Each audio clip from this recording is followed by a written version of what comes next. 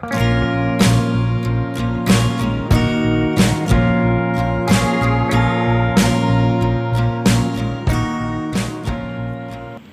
podcast is a chat with Beth Paramor Reader, who's a very busy young mum and worker.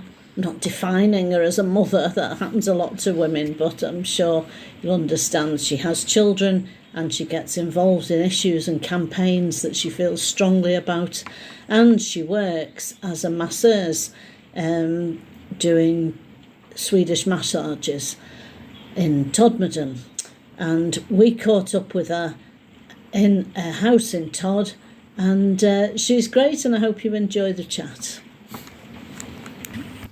So, good morning, Beth. Good morning. Now, I walk down into Todmorden town centre every morning to get a newspaper, and I see you going out, coming back, pushing a buggy with 2 children in. I'm aware that you do a lot for sort of medical aid for Palestine and a whole lot of other things, and I just think to myself, that young woman is amazing. So we wanted to come in. Our podcast is about people who are really, really interesting, do really interesting things up and down the valley. And don't get too full of yourself, because basically it's on the basis that actually everyone has an interesting story to tell, and often don't think of themselves as particularly interesting. But anyway, is that fair enough, Viv? It is, yeah. And I'm scared of being speaking as someone patronising. who quite a long time ago had 2 very small children, very close together, 15 months apart, I completely understand what's happening. But I got involved in lots of things. I think partly because raising children is very rewarding and you love them, but it's mind-numbing. Yeah, it's so repetitive, though, isn't it? You know, same. You live the same day over and over. It's like Groundhog Day, isn't it? You know. So you know, it is good to have that. Definitely, and you do. Interest. I think you do lose a bit of yourself, don't you, as well? When you have little kids, you lose kind of yourself in the mayhem of it, and finding something that you're passionate about that can kind of bring you back a bit, you know, and find your own little projects that you can work on, kind of keeps you being someone else outside of parenting. That's right, yeah, absolutely. Yeah. And as someone wise said, when you've got children, the years fly by. Yes. But the days last forever. Yeah, oh my gosh. Yes, 100%. The mornings last forever, let alone the days. I've got 2 very early risers, so we're always up at 5 o'clock. You will find that you'll look back and think, oh, where's that time gone with babies? Totally. Yes. How old are they, Beth? Oscar is 4 in March, and Emlyn has just gone 2. So there's 19 months between them, so not too dissimilar to yours. Yeah. It's a lot, but it's great. I think the first year is really hard, and then it kind of just gets easier bit by bit, I think. Yeah, and I think as well as it being a distraction from the everyday stuff, when you've got children, you want a better world for them. Of course you do. As they're growing up. Of course you do. And when you see things, obviously it's hard seeing bad things happening to children, regardless of being a parent or not. But when you are a parent, you see your children in other children, don't you? You know, you see a child that's 3 suffering, and all you can see is your child as well, you know, and you kind of really feel that. It feels even heavier, I think, when bad things happen in the world, when you've got kids that are going to be growing up in that. It becomes real, doesn't it, when you've got real children? Because you tried to stop nuclear weapons, didn't you? I thought I could single-handedly cause nuclear disarmament. With a lot of other women who went, you went to Greenham Common for a while, didn't you? And there's Greenham Common, and I was in the Labour Party at the time. Yeah. And joined the women's section. Wow. And it was a brilliant awakening for me, because we realised that we would be better. We couldn't get to meetings quite often. They'd be in the evening, you know, you'd be getting the tea, kids in bed, whatever they say about men paying their share. Yeah. It's still the women who end up doing the brunt of it. Yeah. So we decided we could meet in the daytime rather than the evenings. Why as not? the women's section. Yeah, and then there were so many children that between us we employed a nanny to come and help out while we were there. That's such a good idea. Yeah, and it just kind of led on to all these things. And so we'd be having proper political discussions in the middle of the day. Yeah. With our kids playing outside or dozing or whatever they do. I think it's really good for kids to see that as well. Yes. I've grown up as, you know my mum, a very political household. Yes. And, a splendid woman. Yeah, she's a fantastic woman. And I have such fond memories of going on protests as a kid. Yeah. You know, we went on the anti-Iraq war protests when I was like 11, and leafleting against the BNP in Mixenden when I was a young child. And it really does shape you, I think, as a kid if you're exposed to, and why shouldn't they be? Obviously not the kind of the grotesque parts of it and the but the kind of general idea. It's quite easy to understand that some things are bad. I've tried to explain to Oscar the situation in Gaza, not in depth, obviously, because he doesn't have that depth of understanding. It's too frightening for grown-ups. Yeah, but he understands that there's bad things happening for children somewhere else, and he really enjoys going on. We do a weekly demo at the town hall, and he really enjoys coming along, and he there's other kids that are there, and it's just a really nice atmosphere, I think. I was talking to somebody yesterday who goes on them, and he was saying it's quite a multicultural affair as well. It is. It's really lovely that, I think. It has been since the start, been a very mixed group. And it's lovely. I've made so many good friends over the course of the last 8 weeks, and they helped organise the fundraiser that we did. It was 2 weeks ago now. And it was lovely. They had a load of the Muslim women made samosas and pakoras, and they were absolutely delicious. And then we had kind of cakes and stuff as well. It was a real community effort. It wasn't just, a couple of people. Everybody chipped in where they could.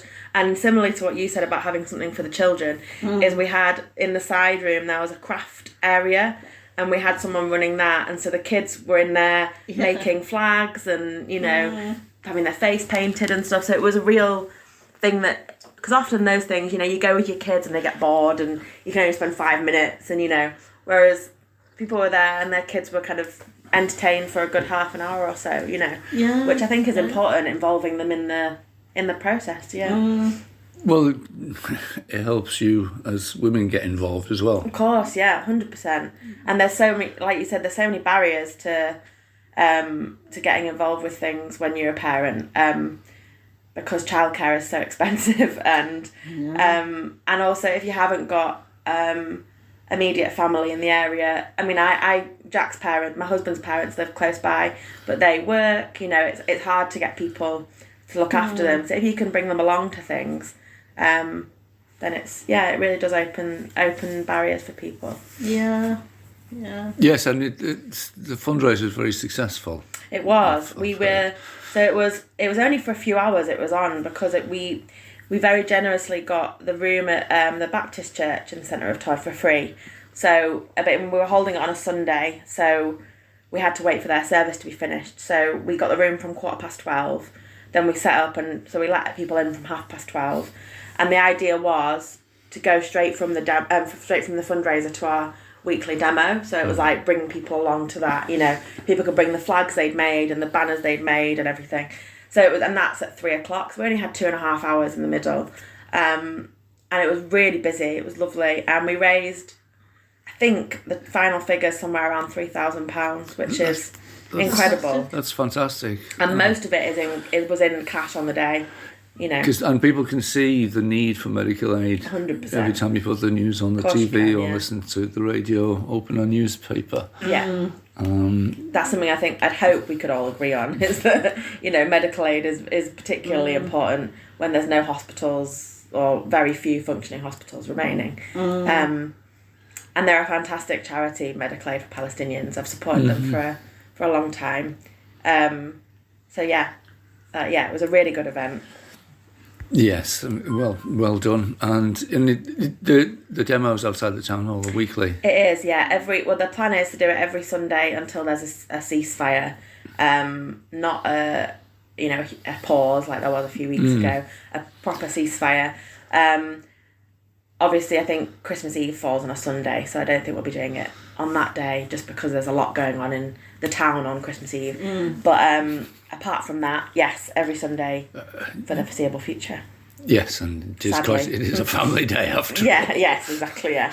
Yeah, but you work as well, don't you? Yes, I do. I'm currently a self-employed massage therapist in Todmorden. But prior to that, my husband and I owned, well, it ended up being 2 restaurants. We owned an original restaurant in Hebden Bridge, and people recognise us from there quite a lot because, me and my husband worked there 60 hours a week, 70 hours a week, pre-children. Yeah, and, that was chapter 17. Chapter 17, that was it, yes. We went ourselves, didn't we? My mum moved to Hebden Bridge and she used to like it. Lovely. I remember you coming in, actually. Oh, do you? I remember you sat on the downstairs table. Yeah. I can picture it in my head when you were there, yeah. Because I'd been apart from that, but my mum couldn't make it upstairs, so when we came with her, we'd sit downstairs. Yeah. And she liked trying new places, new to her. Yeah. So yes, it was a nice place. I was very sorry. It was a lovely. We really built a really good. We just got to the point where we were kind of, because with the hospitality industry, it takes a few years to get profitable in any way. And me and Jack were taking very minimal wages for a while, and we just got to the point where we were kind of profitable, making money. And then in early 2020 there was the floods in January, and I was also at this point, it was so overtaken by the pandemic. Completely. I'd forgotten about the floods. I was 35 weeks pregnant at this point, and we flooded. Luckily, thanks to the community, we got back up on our feet quite quickly. And then, as we all know, March 2020 happened. I had a tiny newborn child. He was born March 2020, and we were told we had to close. We tried to run as a takeaway for a little bit, but it just wasn't worth it. It wasn't bringing enough money, and it's a very different thing running a takeaway to running a restaurant. There's whole new processes you have to get used to, packaging the food. It became untenable, I think. And then there was the brief eat out to help out period in the summer where everyone got completely rammed with business. It were non-stop, but then obviously that caused a spike in COVID cases, so then it went back into lockdown. It was just kind of to and fro from that. And in May 2021, we took on another restaurant in Hipperholme, which was a tapas restaurant. And so Jack kind of moved himself to being based there. Jack's my husband. And we had another team running Chapter 17. But what a lot of people don't realise about the grants they gave out in COVID, they gave out a business bounce back loan, they called it, of £50,000. And everyone took it because everyone needed it. Most businesses were allowed to delay their rent and not pay their rent, but then it became a point where they needed to pay their rent, so they had arrears of a year's rent to pay. So everybody took this bounce back loan. So you had to pay rent for the time you were closed? Yeah, but most landlords said you don't have to pay it now, you can pay it once you reopen. But with hospitality, the overheads are so high anyway and people begrudge paying too much for food, understandably at the moment because of the cost of living, and everything. But so it was hard to get that balance of income versus expenditure with so we closed Chapter 17 December 21. Very sadly, we hated it. We had a lot of staff that we really valued that we had to let go and lay off, which was really sad. And it's against our morals entirely just to say to people, I'm sorry you don't have a job anymore, but we couldn't keep going. And the tannery at this point was doing okay, But then the bounce back loan, they had a period, I think it was of 2 years, where you didn't have to pay it back. And they were assuming that the economy would recover by that point and people would be able to pay it back. But then suddenly so many businesses were lumped with a £700 a month bill they had to pay, which most hospitality places can't pay. So we had to close the tannery as well, sadly. And it's quite a common thing. I think about 12 restaurants a day are closing in the UK. Oh yes, restaurants, pubs, All the whole, over the well, place. as you Yeah, say, the whole hospitality industry, music venues. Yeah. COVID's hard to recover from with that, I think, because that whole gap of a year's income pretty much mixed with having to take on extra debt because of it, you know. Yeah. And then the government thought, you know, oh, we'll give them £1,000 grant. It's like, well, it's not going to cover much, I'm afraid. You know, so it is very sad, but it's not particularly compatible with childcare anyway, hospitality hours. No. Jack was working when we first had both boys, so Emmeline's 2, so for the first year of Emmeline's life, Jack was working 5 days a week, leaving at 9 in the morning and getting back at 10 at night. And he was exhausted for very little money. He must have hardly seen his dad. No, yeah, exactly. Yeah. And at Christmas, we never really saw him. So now that's happened, you know, we've both got different careers, and Jack's job is term time only, which is the dream for parents, you know. So this Christmas, we're actually going to have him at home, which is a novel experience. That's great. Yeah, it's lovely. Yeah. So there's silver linings to it, definitely. Yes. But you know. But you had the TV in, didn't you? We did, yes. Interior design masters. They renovated the chapter 17, and it still looks like how they did it. It looked really good. We were very happy with the result of it. Yeah. How would you get on that? Someone had posted, I think, on a Facebook page, like the Hebden Bridge page or something. You know, we're looking for businesses that have been affected by flooding. We want to give them, you know, a boost. But they had very specific requirements. They needed 2 floors because they had 2 designers working on each place. They needed a place with a floor that each designer could design. And a lot of places at Hebden Bridge don't have 2 floors or, you know, so we were... It was you in the one in the square. In the square, yeah, square one. And yeah, it was a really interesting experience because it was filmed during COVID. It was November 2020, I think, that they filmed it. So we weren't really allowed to be there at all.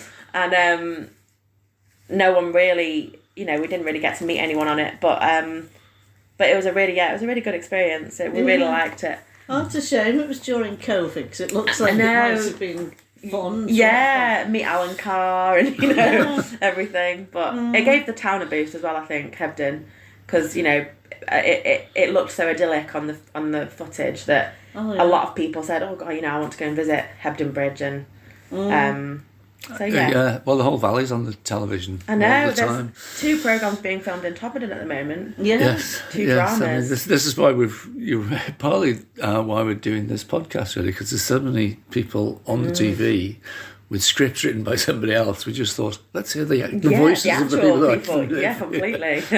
Todmorden has that kind of real... it's a real town, you know. It's got the market. I love that market. It's great. Yeah. So many small businesses that are just run by normal people, and you know, there's not as much tourism in Todmorden, but there's still a bit, I think. Yeah. It's getting more kind of well known, but yeah, quite a few restaurants have closed down in Todmorden recently as well, which is sad. But then new ones are opening at the same time. So yes, we missed being able to walk down to Nelson's and be able to phone up Papa's and get a really nice pizza delivered. Yeah, we can't. Papa's do deliver to Todmorden, you know. Wouldn't they be cold by the time they got here? I don't know. I don't think so. Well, we'll have to give them a try anyway. Yeah. Because Woody's. Have you tried Woody's? No. Woody's is the best pizza you ever tried. But they don't deliver, do they? No, you have to pick up, but it's worth it. It's worth the walk. Right, okay. 100%. It's like incredible. And they do, I mean, I'm vegetarian, and they do all their pizzas, they do a vegetarian version. So they have like their own homemade like sauce mix type thing. Right. It's amazing. 100%. I'm vegetarian too. Top tip, Woody's Pizza, Todmorden. No. Well, thanks for that top tip. Yeah. Woody's, 100%. They've got a branch in Hebden Bridge as well, actually, but the Todmorden one's the original one. and it's amazing. And they're so lovely, the people who own it as well. It's just a really lovely business. Right. We were looking for sponsors for our podcast. Oh yeah, ask Woody's. Say more nice things about Woody's, and then we'll go there. So, back to the massage thing. I mean, you sort of, the restaurant sort of scene didn't work. Yeah. Overall, financially, although the food was good. Yeah. So then you just sort of said, well, I'll just do something else instead. Yeah, So I did other things in between. I did care work for a bit, because it's impossible finding work that fits around children. So I was doing a care job that was very early morning, very late nights. It was like getting them up and putting them to bed. But it was too exhausting. Yeah. And in the daytime, still having 2 children to look after, you know. And then I was a receptionist at Zeitgeist Hair in Hebden for a bit, which was lovely. But I just kind of needed to do something that I actually wanted to do, you know. And so Jack said, let's find a course. So I found a course and did it. And it's been one of those things where everything has just happened at the right time, you know. I did my course, qualified, contacted the salon that I'm working at and said, do you have anywhere I can rent? And they said, yeah, we do. And she's given me a fantastic rate for the room. So this is the massage work? Yeah, so it's at a nail salon in Todmorden, and they're such a lovely group of girls as well. It's really like kind of welcoming, and Lucy, who owns it, is very kind of interested in helping women in the industry. So she's given me a really good introductory room rate, which is fantastic, and it just seems to have taken off. Yeah, I've been really busy, which is really good. Yeah. good. well done. What sort of massage is it? I mean, the only massage I guess is sports massage. Oh yeah, it's not as intense as that. Right. It's relaxing. It's like Swedish massage in general. Relaxing mostly is the kind of aim, but also kind of muscle soreness as well. It helps with, but yeah, mostly relaxing. I think is the outcome. But yeah, and it fits around kids because it's if I'm self-employed, you know, I can if I need to cancel my day in the diary and be off work for whatever reason, you know.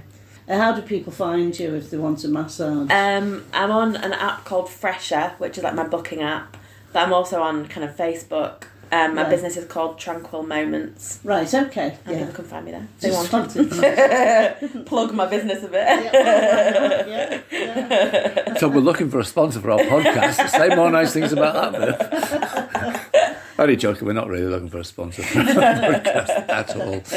Right, well, thanks a lot. No problem, it's been I started lovely. off by saying that I was just impressed with your efforts, and I'm even thank more you. impressed now we've had a chat about Thank the you. details of it. Yeah. That's our chat with the very impressive Beth Paramor reader. Now, if you have a look around the platform you're listening to this on, you'll find an awful lot more of our podcasts, talking to interesting people of the valley. The first series is about our adventures in retirement, when we both retired and went travelling around Europe, North America and Australia. So, if you find them interesting, like, subscribe, and tell your mates about it. All they have to do is put into their search engine Real Voices of Happy Valley, and they'll find us. Okay, bye.